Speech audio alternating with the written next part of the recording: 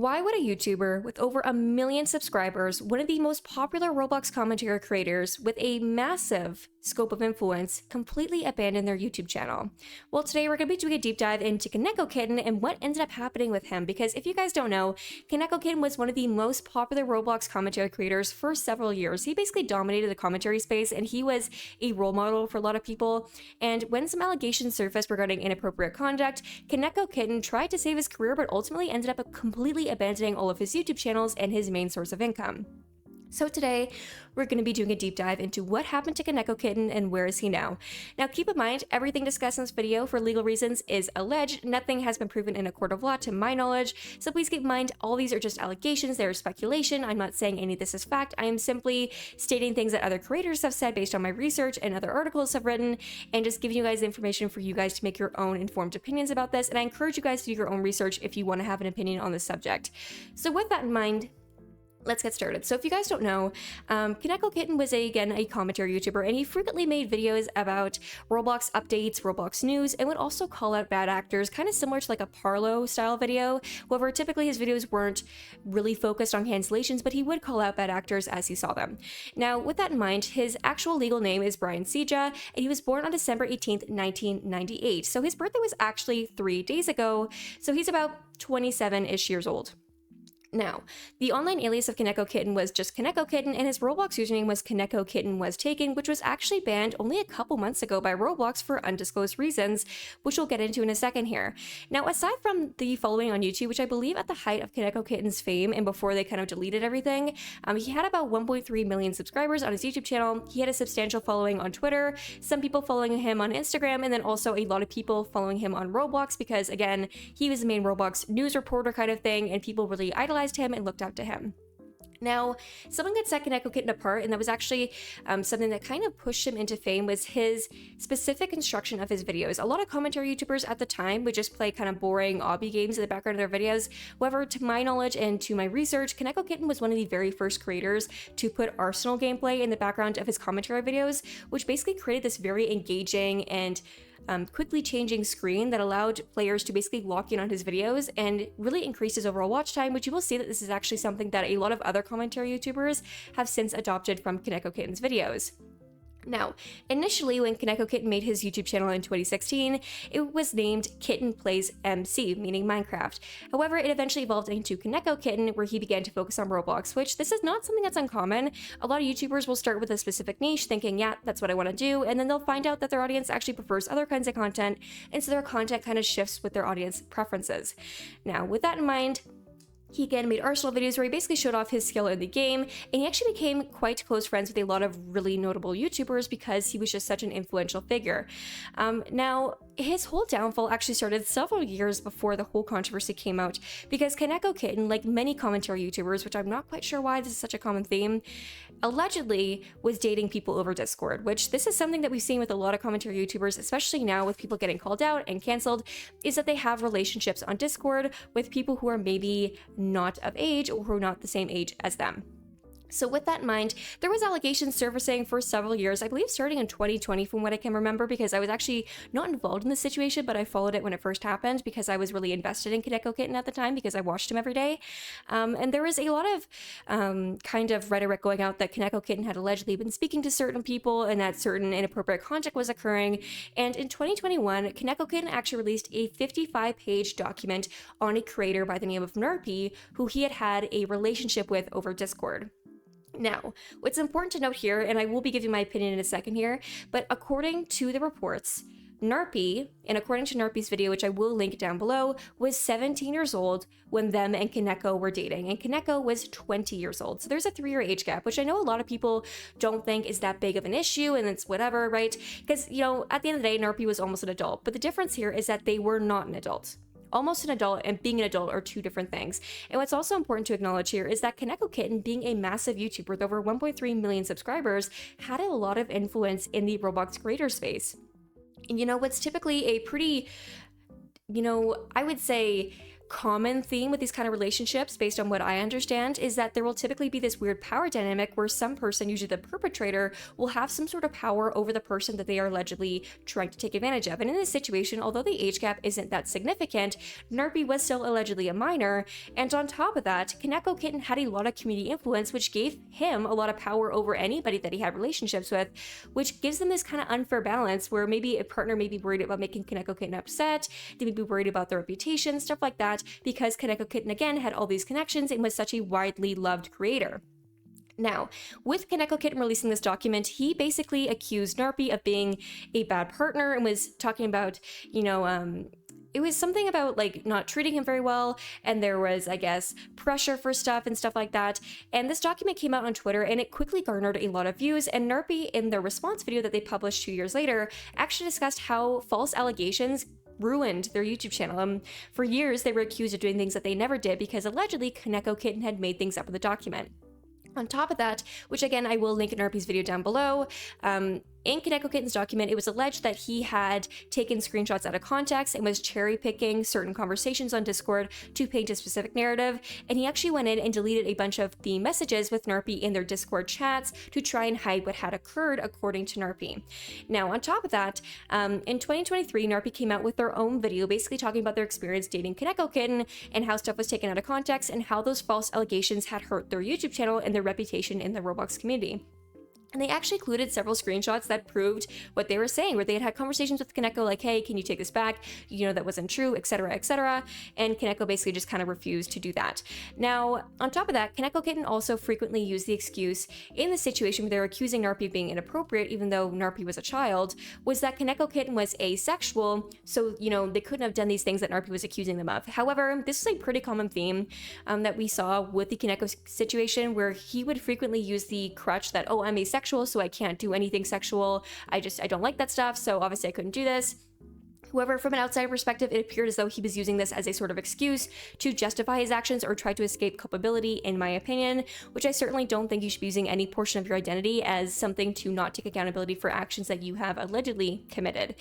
Now, on top of that, with the whole document being released in 2021, the large consensus from the community was that it seemed like KonekoKitten was almost trying to get ahead of the cancellation because potentially maybe he knew that Narpi would eventually come out with the situation and how they were treated and how they felt about it, especially with Narpi being a minor at the time. And so a lot of people, especially commentary creators, kind of mutually seemed to agree that it seemed like KonekoKitten was more so trying to paint Narpi as an aggressor, as someone who was inherently bad, so that when Narpi eventually came out, people wouldn't be as open to listening to their side of the story. And that is how I personally understood it. It may be different. I don't know. You guys can let me know in the comment section below. Now, when Narpi released their video in 2023, basically discussing their kind of situation with KonekoKitten, the backlash towards KonekoKitten rose astronomically. And again, there have been allegations of misconduct and inappropriate behavior for several years at this point. However, until Narpi released their video, there really hadn't been that much information. But when Narpi basically talked about their situation and how their experience with KonekoKitten had gone, there was a lot of information that basically had been shared with the internet for the very first time and really opened people's eyes to what had allegedly been happening.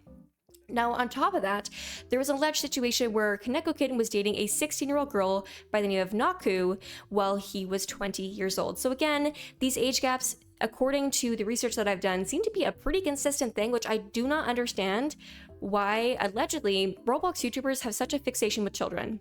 It's very bizarre to me. I don't understand it. I think it's really bizarre, especially commentary creators, especially with recent stuff that's come out, why there's always this degeneracy with the way that they behave with their partners is just very bizarre to me.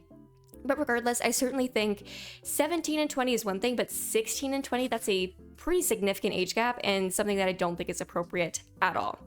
Now, on top of that, when that video was released and the backlash began, KonekoKitten did actually create a response video. I believe he actually made two. He made one that he took down and then another one that he reposted later where he took out a section of the video, which this is just coming from my memory. This isn't documented anywhere, so I could be wrong. But to my recollection, KonekoKitten had released a video where at one point during the video, he kind of dodged accountability a little bit. And then he then took that part out because there's a lot of backlash and reposted it without that part.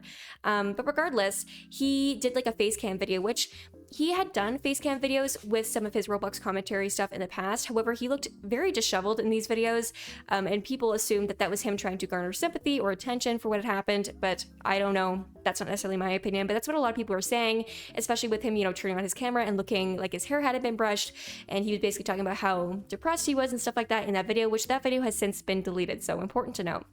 Now, on top of that, KonekoKitten had basically been trying to gear away from Roblox content for a while at this point when this whole situation kind of hit the fan, where he was basically making content on a secondary channel with like his fitness journey because he had been open about, wanting to lose weight, not being fit, and having been like glued to his chair in his room making Roblox content all the time, so he was trying to live a healthier lifestyle.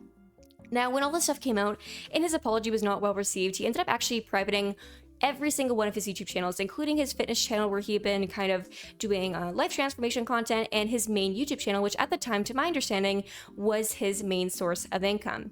So obviously, KonekoKitten lost all their income. They didn't have any way to make money, which obviously was very concerning, and as a creator would be really detrimental to your career, so I'm not quite sure what they ended up doing financially. I know that KonekoKitten had purchased a home with the money they made from YouTube, but I'm not exactly sure what ended up happening after they removed all their channels, because it's a different thing to abandon your channel.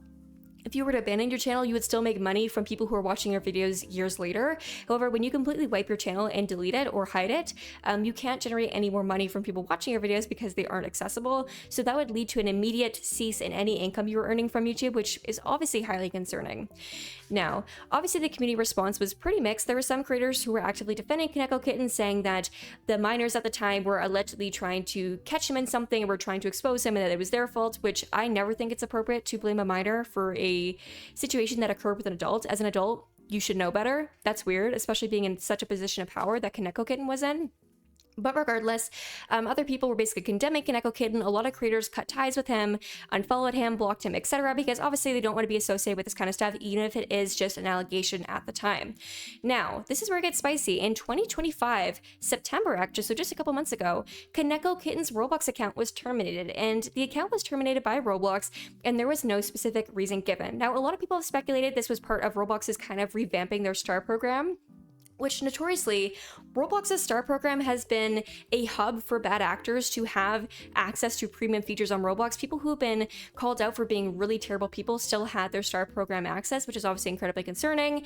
And a lot of people speculated with Roblox removing these star codes and stuff like that, because those are no longer a thing, and kind of revamping their creator program, that they may have done like a mass purge of all like the terrible or alleged creators who had done terrible things and taking them out of the program to kind of clean up their image. Obviously, with the whole schlep situation, there's been a lot more focus on youth protection and people taking advantage of children and stuff like that on the platform. So I do think maybe that was part of the reason why KonekoKitten was banned, because it doesn't make sense for this to happen in 2023 and then 2 years later to just randomly ban his account. It just doesn't make sense to me. However, I do think it was part of maybe a larger move to clean up the star program and just basically take out creators who no longer made Roblox content, or who maybe weren't the best representation of Roblox to the general public. Now, aside from that, there really hasn't been much information on KonekoKitten. Now, I did go ahead and look, and I couldn't really find anything, and to be honest, I didn't want to pry too much, because at the end of the day, yes, people can have public accounts, and yes, people can have LinkedIn accounts and Facebook accounts, but am I going to go whole FBI agent? No. I'm not. This is just meant to be a general recap of what happened, allegedly, with KonekoKitten, and why he ended up ultimately deleting his YouTube channel. Now, obviously, I am surprised that he would go as far as to delete the channel.